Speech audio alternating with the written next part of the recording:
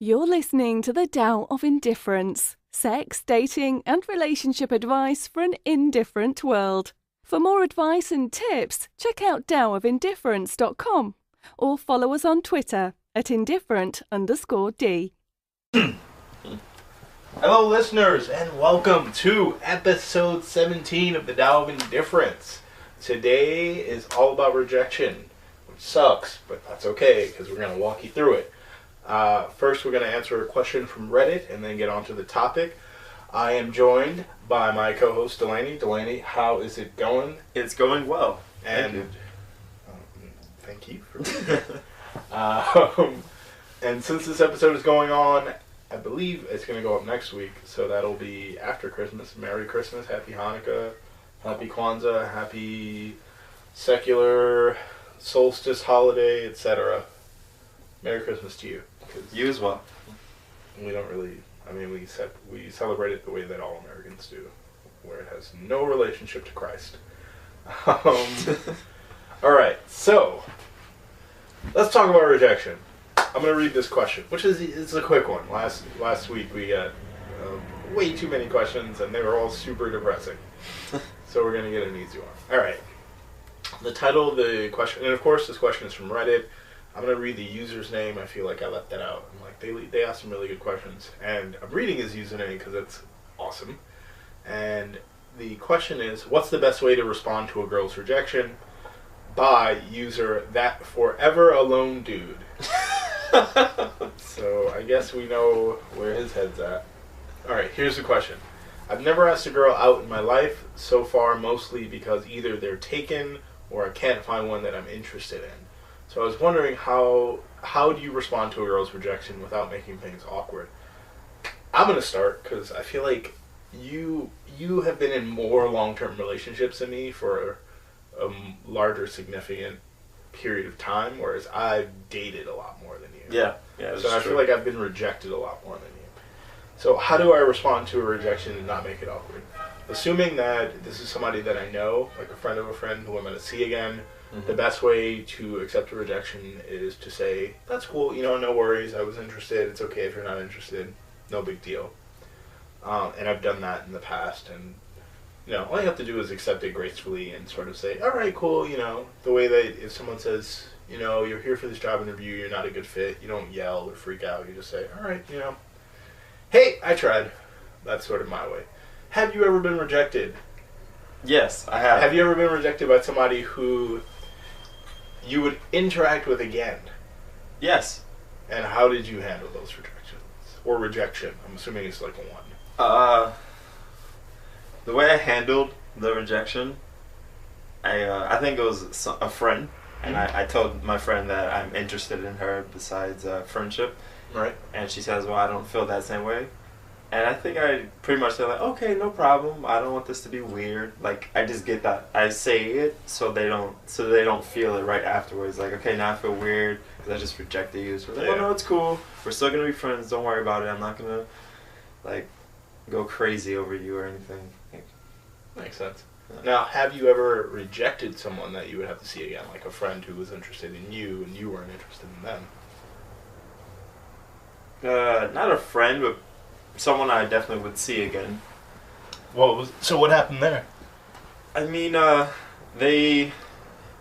I'm tricking you into answering this question while I drink water, by the way. Oh, okay. Go ahead, take your time. The girl, they would say, it's not a bunch, but the times that someone have told me they were interested in me and I wasn't interested, I would kind of change the subject. Oh no! Oh, it's terrible. I mean, this is a while ago. Yeah. Or I would, I'll tell them that, I don't see them that way. That's better. And, we still want to hang. Like, that makes sense. Yeah. Alright, I'm going to go into story time. Okay. So, I'm going to tell you about my favorite rejection that I've given and the rejection that I've received. Okay.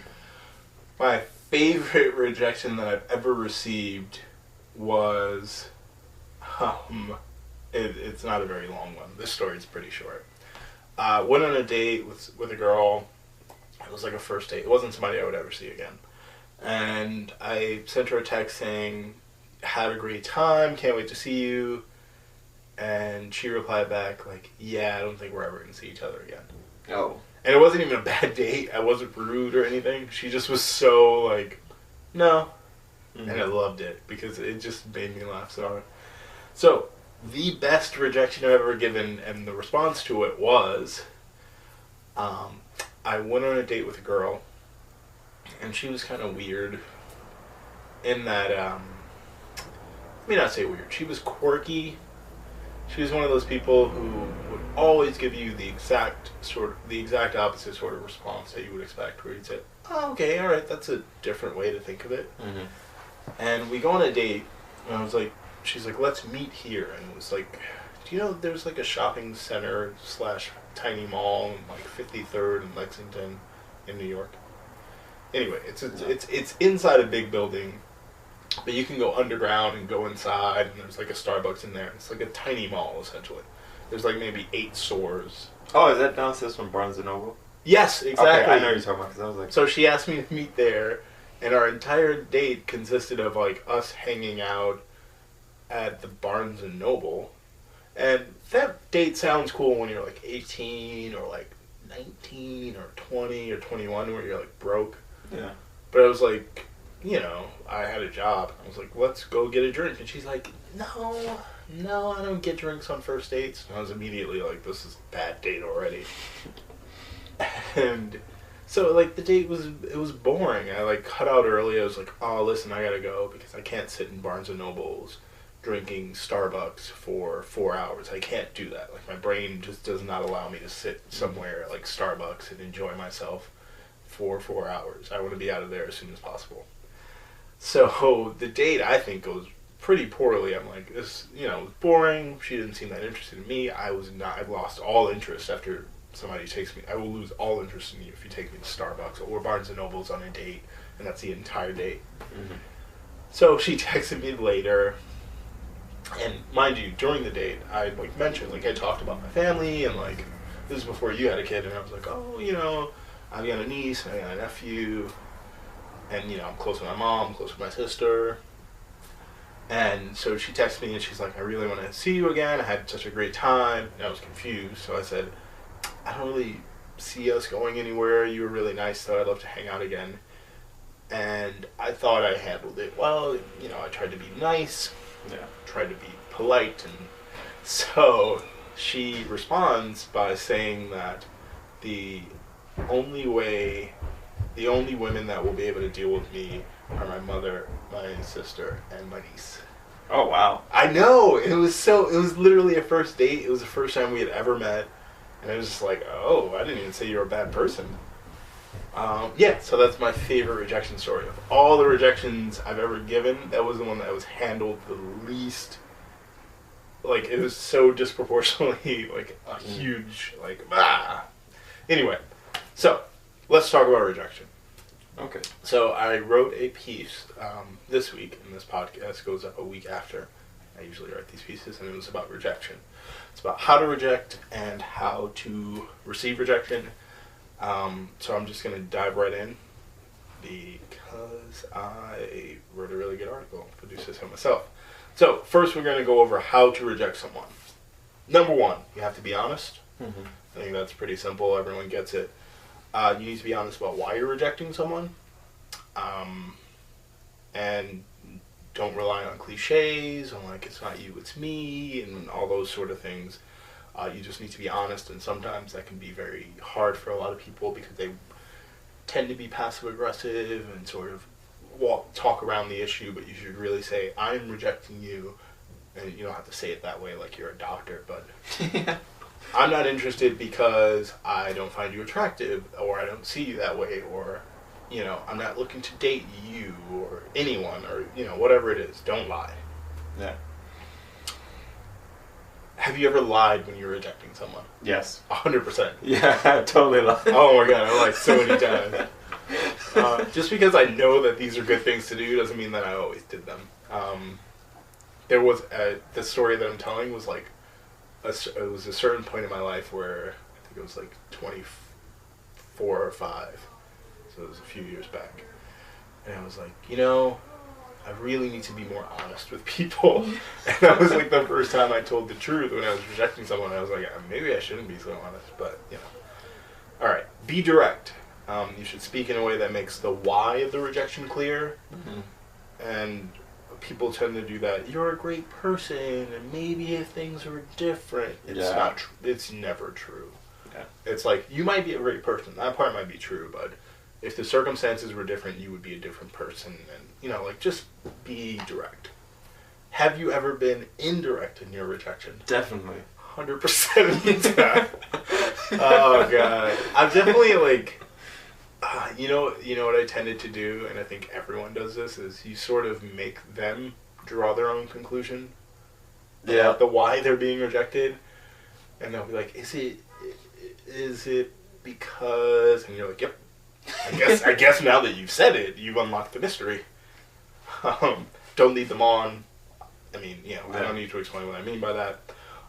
This one, that's number 3. Number 4 is use the 3 C's.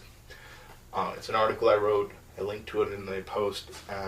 The 3 C's are to be concise, to be complimentary, and to be conciliatory. Or, if you don't like the use of 10-cent words, you make it short, make it sweet, and say sorry. Yeah. There you go. I don't know if everyone knows what conciliatory means. To consult. Oh, that I was thinking like CONCI. I didn't think of CONSO. Oh, it's not, but it just means that. Oh. But essentially, I'm rejecting you because this. I'm sorry, you are a great person. I'm not into you, and you know what? You're gonna do great. It'll be fine.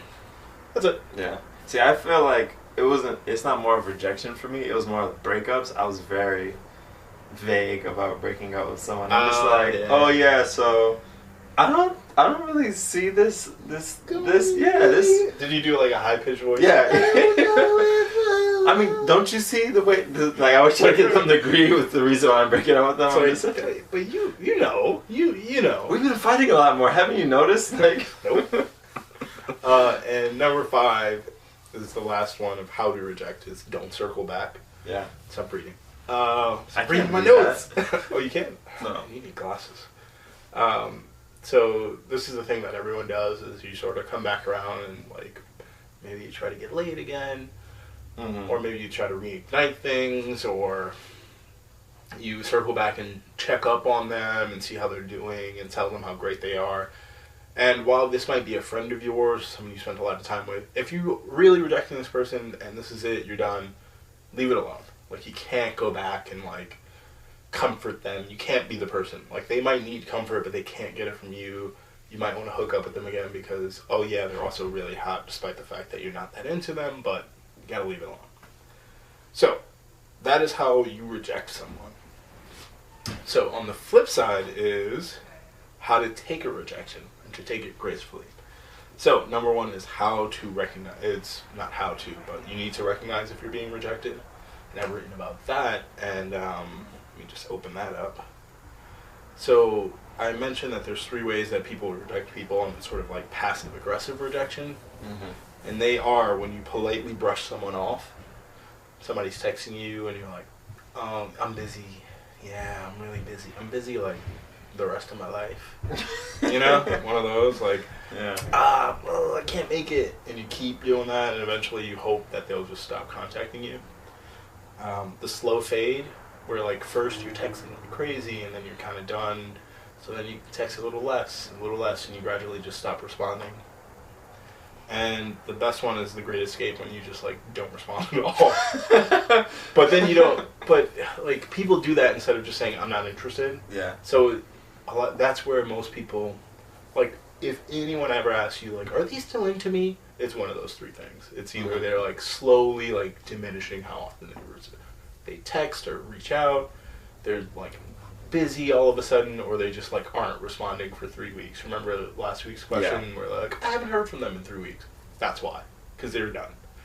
So you need to recognize when those things are happening.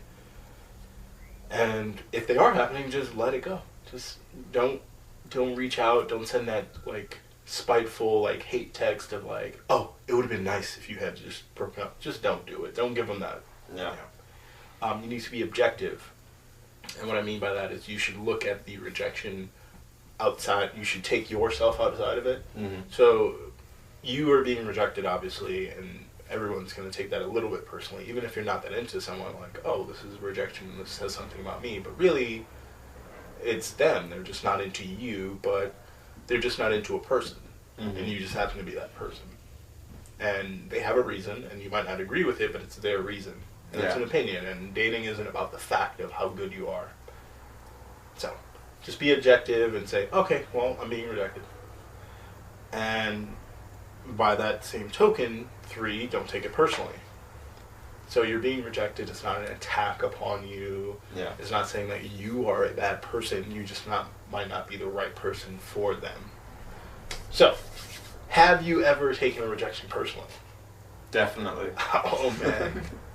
Yeah. I mean, I think everyone does. I think that's the hardest part, is that you can recognize when you're being rejected. Especially, I think people take it, for sure, take things more personally if they're being passive-aggressive. Mm-hmm.